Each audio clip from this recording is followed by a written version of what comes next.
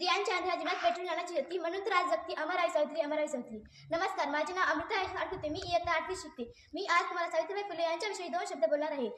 सर्वप्रथम थोर समाजसुधारक शिक्षकातून भारतातील पहिल्या शिक्षिका सावित्रीबाई फुले यांना विनम्र अभिवादन. भारतीय समाजासाठी सावित्रीबाई फुले यांचे कार्य नेहमीच आदर्श राहिले आहे.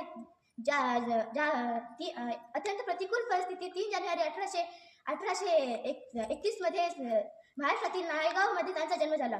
कमी वयात ज्योतिराव फुले यांच्याशी विवाह झाला, ज्यामुळे त्यांच्या जीवनात विचार कल्पनी मिळाली.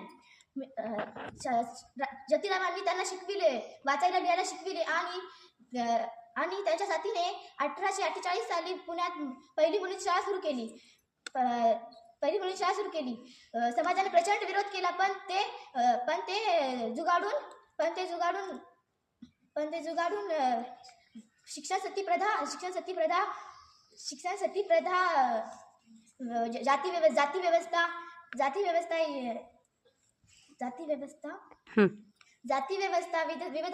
विविधात विधवा आणि अन्यायासाठी आश्रम सुरू केले. शेवटी 10 मार्च 1898 साली प्लेगच्या साथीमध्ये लोकसेवा करताना त्यांचे निधन झाले.